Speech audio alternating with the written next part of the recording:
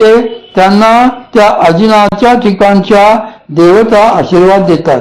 तर जर ते सरळ बसले तर त्या संबंधीच्या पुरुष देवता आशीर्वाद देतात.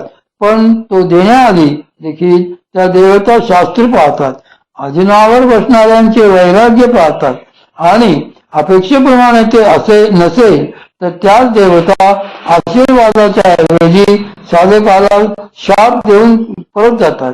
म्हणून आपण अजिनावर आडवेच बसावे असे सांगितले आहे. तसा एक नियम घोंगड्याच्या बाबतीत देखील आहे. म्हणून दशा आपल्या उजव्या डाव्या बाजूला देखील अशाच पद्धतीने घोंगड्यावर बसावे आणि तेही त्याच्यावर धूतवस्त्र घालून बसावे. या घोंगड्याचेही गुण तंत्रशास्त्राने दर्भाप्रमाणे सांगितले आहेत. तसा एक नियम घोंगड्याच्या बाबतीत देखील आहे. म्हणून दशा आपल्या उजव्या डाव्या बाजूला येतील अशाच पद्धतीने घोंगड्यावर बसावे आणि तेही त्याच्यावर धूतवस्त्र घालून बसावे. या घोंगड्याचेही गुण तंत्रशास्त्राने दर्भाप्रमाणे सांगितलेले आहेत. घोंगड्यांचे गुण पंढरीच्या पडशीच्या वारीच्या काळात बऱ्याच वेळा बिकट अवस्था येते. कुठेतरी जेथे रानात आडगावी मुक्काम करावा लागतो तेथे पाऊस पडलेला असतो. सर्वत्र जमीन ओली चिखलयुक्त किंवा पाझरी असतो. अशा वेळेला जर खाली घोंगडे घालून त्याच्यावर बसले तर शैत्य बाधत नाही. वारीत हे घोंगडे बऱ्याच वेळा छत्रीसारखेही उपयोगात येते. पाऊस पडत असताना ते डोक्यावर घेतले तर ते पाऊस पाण्यापासूनही रक्षण करते. तसेच घोंगड्यात उष्णता टिकवून ठेवण्याचा उत्तम गुणही आहेत. त्यामुळे प्रापंचिकांनी दर्भ व अजिनाऐवजी हे निवडले तरी चालेल. म्हणूनच माऊली येथे माझी या शब्दाचा प्रयोग करतात. वरी चौकट मृगसेवडी माझी धूत वस्त्राची घडी तळवटी अमोडी कुशांकुर. माऊलींनी येथे जो नियम सांगितला आहे त्यात तळवटी कुशांकुर असे आहेतच. असे जर मिळाले नाही तर आपण घोंगडे खाली घालतो. आता आपण याच्या मागचेही कारण बघूया. जेव्हा आपले मन प्राण स्थिर होतील तेव्हा शरीर स्थिर होईल असा योगाचा नियम आहे. म्हणून ज्यांच्यामध्ये स्थिर प्राण आहेत अशा वस्तू आसनाच्या तळवटी घेतल्या तर आपले प्राण नैसर्गिकरित्या स्थिर होण्यासाठी त्यांचा उपयोग होतो. दर्भामध्ये स्थिर प्राण आहेत तसेच लोकेमध्येही स्थिर प्राण असतात. त्यामुळे त्यांचा शरीर स्थैर्यासाठी उपयोग होतो. म्हणून शरीर स्थिर राहायचे असेल तर आसनाखाली प्राण स्थिर राहतील असे काहीतरी स्थिर असावे लागते. देवतांना आवाहन केल्यानंतर जर देवता स्थिर राहाव्यात अशी आपली इच्छा असेल तर त्यांना आपण लोकरीचे किंवा रेशमाचे आसन द्यावे किंवा तेही मिळाले नाही तर किमान अक्षता आसनार्थ द्याव्यात असेच शास्त्राचे सांगणे आहे. गहू आणि तांदूळ हे असे दोन महत्वाचे पदार्थ आहेत की त्यात अनुक्रमे प्राण आणि अपान यांचे प्राधान्य असते. तांदूळात अपानाला प्राधान्य आहे तर गव्हामध्ये प्राणाला. देवता स्थूल पदार्थ प्रत्यक्ष घेत नाही, ते त्यातले प्राणद्रव्य तेवढेच आकर्षित करून स्वीकारतात. ते स्वीकारल्यानंतर तोच प्राण शुद्ध करून तो शुद्ध प्राण काही अंशी प्रसाद रूपाने अन्नात परत घालतात. म्हणून जर आपण असे नैवेद्याचे अन्न सेवन करीत गेलो तर आपलेही प्राण हळूहळू शुद्ध होतात. याबद्दल एक फार उद्बोधक अशी कथा आहे. प्राणबुद्धीचे रहस्य. आपल्या महाराष्ट्रात एक फार थोर महिला संत होऊन गेल्या. त्यांच्या सासूबाई अत्यंत कया होत्या. त्या आपल्या त्या सुनेचा अतिशय छळ करायच्या, तिच्या सारखाच छळवाद मांडायचा.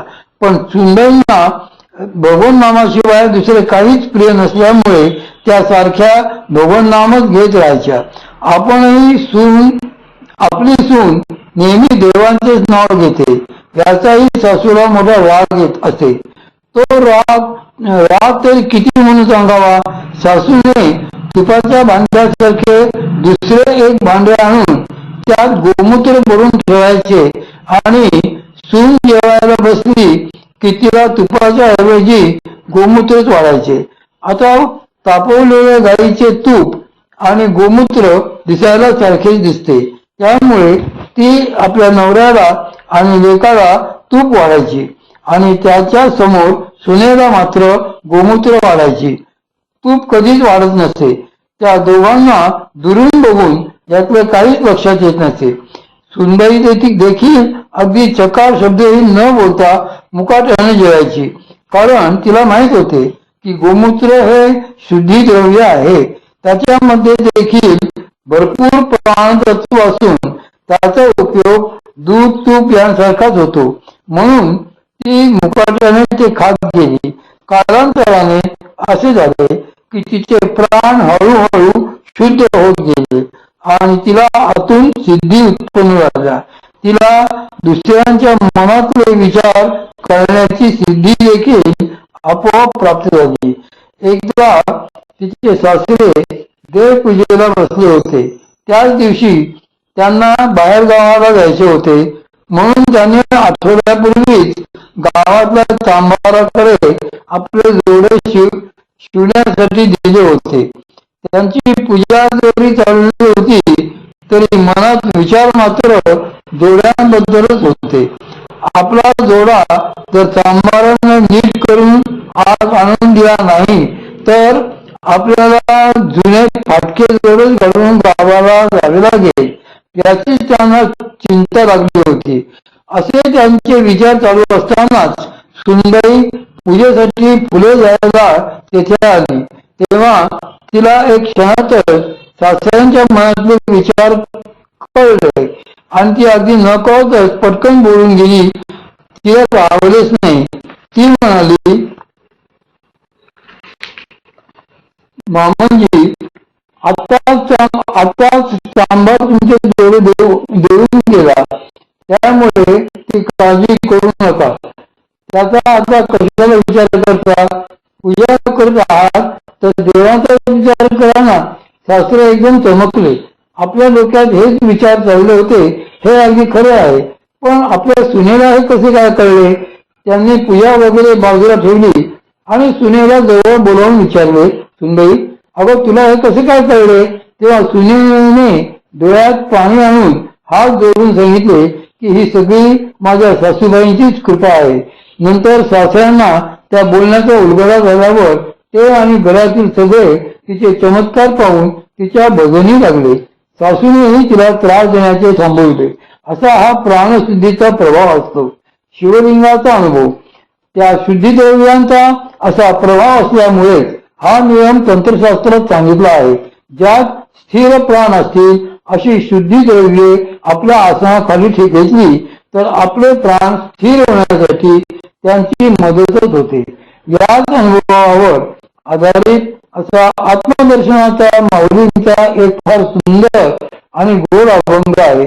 त्यात ते म्हणतात की स्वर्ग जयाची सारंका समुद्र पाणी पिंड देखा निशेषा सारखी बैठका जो आधारती लोका लिंग केले देखिले त्रिभुवनी विस्तार होय.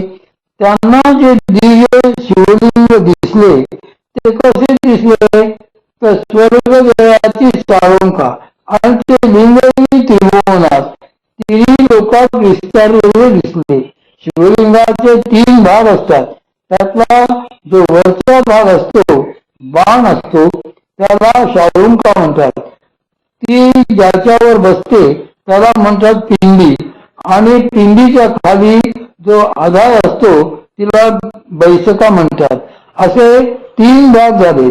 माऊलींना लिंगाचे जे विस्तीर्ण दर्शन झाले त्याच्याबद्दल माऊली म्हणतात की ही शाळुंका थेट स्वर्गाला जाऊन भिडली आहे. ती स्वर्गाहून उंच आहे.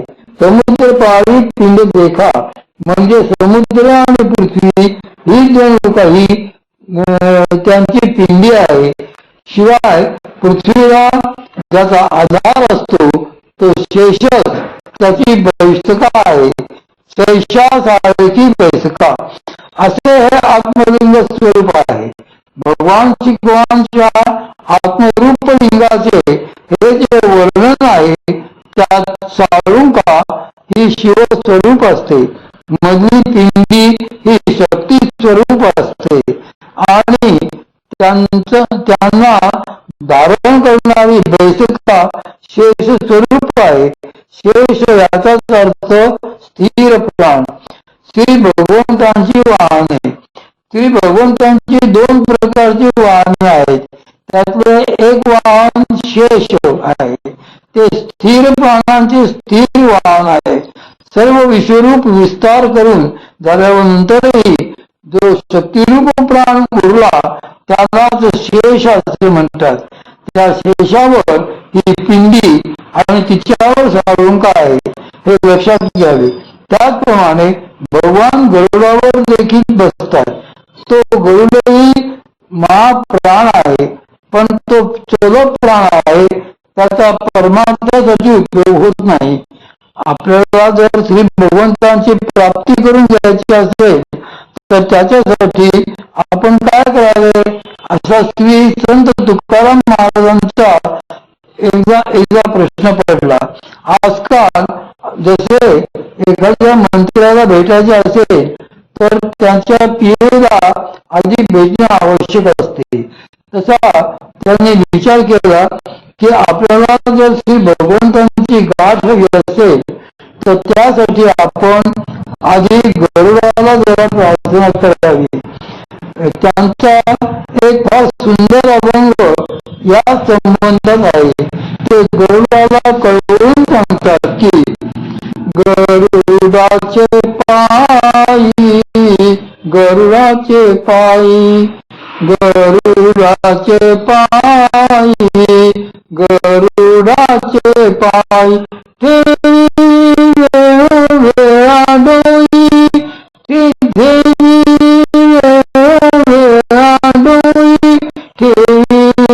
वेळा डोई, वेळा डोई, वेळा डोई, वेगे आणावा तो हरी, आणावा तो हरी, वेगे आणावा तो हरी, आणावा तो हरी, माझा दीनात उद्धारी, माझा दीनात उद्धारी, माझा दीनात उद्धारी, दीनात उद्धारी, पाय लक्ष्मीचे हाती, लक्ष्मीचे हाती, पाय लक्ष्मीचे हाती, लक्ष्मीचे हाती, तिची यावे काकुळती, तिची यावे काकुळती, तिची यावे काकुळती, यावे काकुळती, तुका म्हणे शेषा, तुका म्हणे शेषा, तुका म्हणे शेषा, तुका म्हणे शेषा, जागे करा ऋषिकेशा, जागे करा ऋषिकेशा, जागे करा ऋषिकेशा, करा ऋषिकेशा, गरुडाचे पायी, गरुडाचे पायी. ते गरुडाचे पायी वारंवार डोके ठेवून त्याची प्रार्थना करतात की अरे बाबा गरुडा, तू महाप्राण आहेस. जेथे प्राण आहे तेथे भगवत स्वरूपाचे प्राकट्य आहे. म्हणून तू स्थिर झालास तर तू माझ्यावर कृपा केलीस तर मला भगवंत भेटतील. त्यावर गरुड नाही म्हणतो व सांगतो की माझ्याही पेक्षा वरच्या श्रेणीत लक्ष्मी देवी आहेत. त्यांच्या हातात श्री भगवंतांचे चरण आहेत, त्यामुळे त्यांनाच प्रार्थना करावी.